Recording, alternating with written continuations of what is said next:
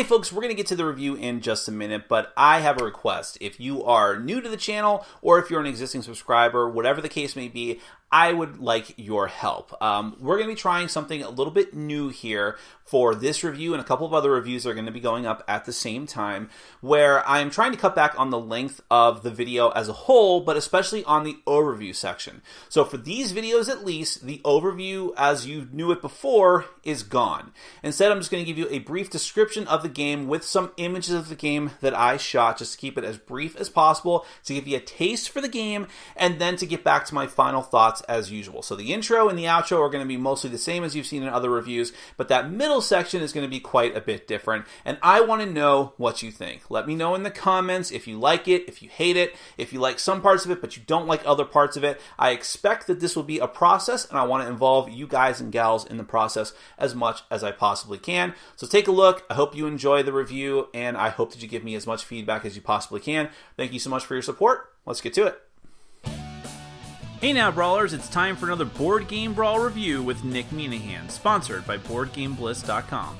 Hey folks, today we're going to take a look at Zombie Tower 3D from Group SNE and Cosaic.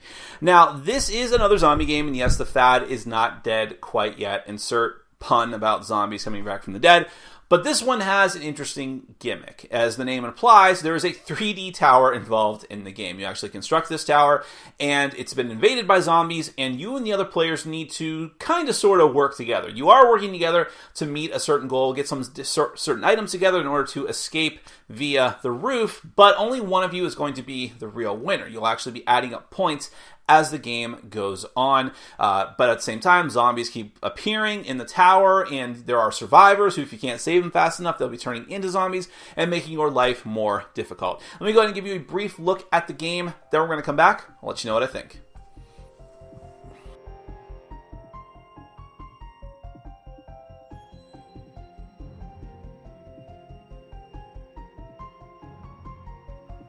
In Zombie Tower 3D, you and 2 or 3 other players are trying to survive an office building that is full of zombies. Now, you're going to construct this 3D tower depending on whether you have 3 or 4 players. The end result is going to be that every player is going to have their own little wedge of the building to themselves, and the other players cannot look around to your corner of the building. You're the only one that can see what's happening on your side of the building and on your floors. These floors are quickly going to fill up with zombies, but also other survivors that you want to try and save. The whole point of the game is to get as many points as possible, and you're going to get points in a number of ways. You're going to have special victory condition cards that you're going to get at the beginning of the game that you can gain points from if you meet their certain conditions, but also saving survivors is going to get you points as well. And if you don't save those survivors and they get damaged by the zombies, they're going to turn into zombies themselves, which means that the horde is going to grow ever larger. The thing is, none of these points are going to matter if you and the other players don't survive. This is where the semi-cooperative part comes in. You and the other players need to work together in your own corners of the building to find the items necessary to live. First off, no matter what scenario you choose, or which path you choose, every player needs a vaccine. You can't get on the rescue chopper unless you are sure that you're free of the zombie virus. Then you can either find a flare for every player or find the communications device and the battery. Now, these items are going to be scattered on different floors, including the vaccines, and you need to find them as much as you can, as fast as you can. But at the same time, zombies are coming out, and they will hurt you if you are in the same space as them. You can jettison the survivors you pick up in order to fend off their attacks, but of course, then you're giving up points as well, and there's some ethical quandaries to be had there. Fortunately, every character that you choose in the game has a different special ability that can help you out, and you'll need to use those abilities to the best of your ability because those zombies are coming fast and furiously. Every round of the game, the players are going to have to flood their corner of the building with more zombies according to the special cards that you have, which will tell you where to place the zombies and in what floor and what room. The whole game uses an action point allowance system. You're going to use these points to move, to do attacks, to pick up survivors, and so on. You'll start off with some simple items, and as during the course of the game, in addition to the items you need to win the game, you'll find shotguns, guns, the magazines, and shells to use them because they can't be used on their own, as well as danger cards like cave-ins and fires that you're going to have to deal with. You can only draw cards from the floor that you're on, from the applicable deck, so that means you're constantly going to have to be shifting between floors, avoiding the zombies, making sure that they don't end up in your space when it's their turn. Now, since it can be difficult for one player to accrue the necessary items, including the vaccine that they themselves need in order to escape with the rest of the group, and therefore not tank the game for the entire group, it is possible to swap items between players on different sides of the buildings. There are actually gaps in the boards of the game of the tower where you can slide cards through to another room in someone else's section of the tower. Whether or not that player can get to that room, because it might be full of zombies, is a whole other issue. And that is Zombie Tower 3D. You are all trying to make sure that you survive together, but only one of you is going to be the greatest zombie survivor? Let's get to my final thoughts. Well, of course, for this game, we have to start off talking about the components and the theme, which are very tightly interwound in this game. Although I will say it's very interesting. The publisher of this game created another 3D tower game that also took place in an office building, but this one was all about being a worker in the office and trying to work together with your cohorts. I don't know all the details on it, but it actually seemed more interesting because I've just seen the zombie theme so much. But I do think that the zombie theme works pretty well here because it is neat that there's you're stuck in this tower and there's zombies and there's fires going off everywhere and things are caving in because there's just mass panic and chaos. And I thought that worked pretty well for what the theme was. And the tower, yes, it is very gimmicky, but I can't really think of a way they would have pulled off this maneuver that would have looked good at all. If they would have had a flat board just with different levels that you're moving meeples on or something, I like that they went for it, personally. As gimmicky as it is, I think it's very neat, and it gives that game just that little extra bit of oomph in this sea of zombie games. And the whole aspect of trading cards back and forth through the wall, that's a little bit... that's more gimmicky, I think, than the tower as a whole, but it is neat, too. You see it, and you see someone pass a card for the first time, and you're like, ooh, that's neat, because you don't see that in games very often.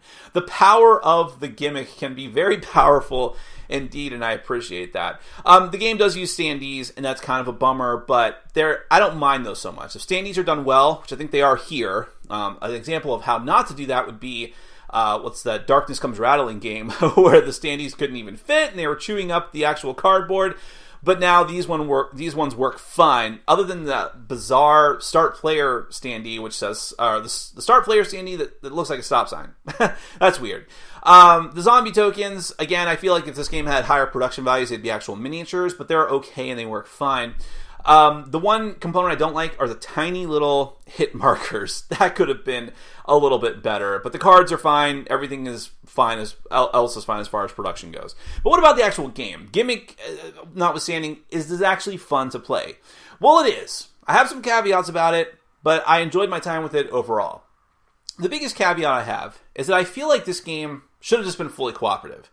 Why do I think that? Because it is incredibly, brutally difficult. Really difficult, even on the lowest difficulty, which is not a big stretch from the other difficulties of adding zombies out. It's very, very difficult.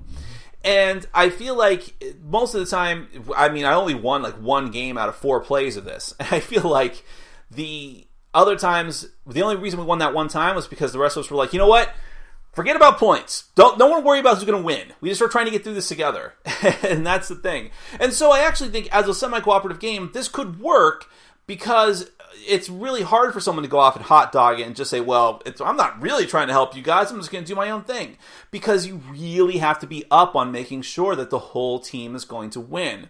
But it's to such a degree that even though those semi-co-op elements work and trading cards back and forth is a neat thing, I just wish if it had been fully co-op and designed that way from the start, I think it would have been a bit more interesting.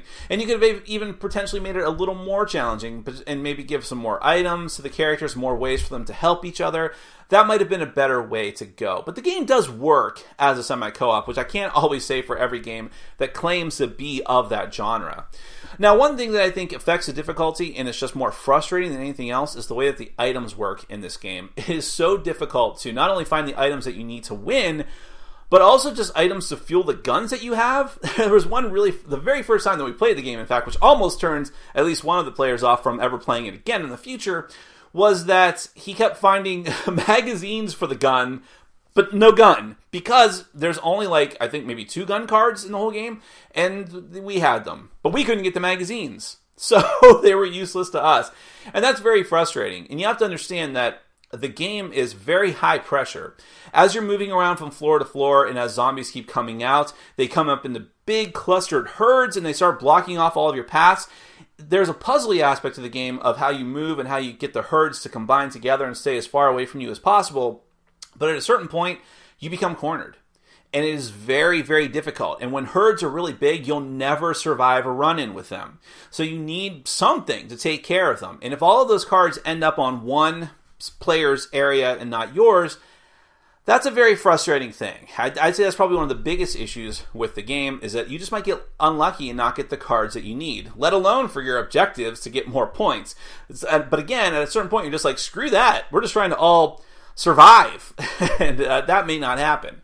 So I wish that was a little bit better, although I do like the puzzly aspect of trying to figure out, okay, if I move up to this floor here, he moves here, then you have to count spaces to see how close they are. That sounds like it would be too fiddly, but it actually works pretty well. I also like the aspect of the survivors, who could be points, but they're kind of a shield too. I mean, thematically it's pretty grisly, but it's like, they're all around us. They're just chucking survivors out of your, like, Heward's handy haversack or something. I don't know where you're keeping them, but that aspect was more thematic and kind of a fun little wrinkle to it as well. So I also like the card system, where you the way that works. It seems kind of clunky at first. Again, there's lots of aspects of this game, like constructing the tower right off the get-go, that seems like it'd be really fiddly and hard to do, but it's actually relatively simple. And this game is pretty quick, I'd say, especially if things spiral out of control too quickly. I like the different characters that you have. I wish there were more of them, but I like that they all have their own special powers, and some of them are more useful than others. I felt like the teacher or whoever, the office worker with the shotgun on his picture at least, his power was not, and the ability to like discard a card and has to draw another one anyways, is nowhere near as useful as some of the other powers in the game. But again, I still like variable player powers. So overall, I'm positive about the game. I think that some things need to be wrinkled out. If they do another version of the game, I hope that some of these things are kind of taken care of. I do wish it was fully co-op, but I really appreciate what they went for here, because now at this point in my board gaming life, I'm really looking for innovations and ways to change up things that are stale, especially in the zombie genre. And they went full bore for this. They had an idea. They were like, let's have a 3D tower. Most companies would have been like, that's not going to happen. We can't do that. And they said, yeah, we'll do it. And it's not the greatest looking thing in the world, but I think it's neat, and I like that they went for it. So that is Zombie Tower 3D from Group SNE and Cosaic. If you ever get the opportunity, at least check it out. It's quite impressive to look at. Thanks for watching. Follow us on Facebook, Twitter, and Patreon. And make sure to check out our sponsor, Board Game Bliss, where you can find an amazing selection of games from around the world. BoardGameBliss.com. Thanks for your support.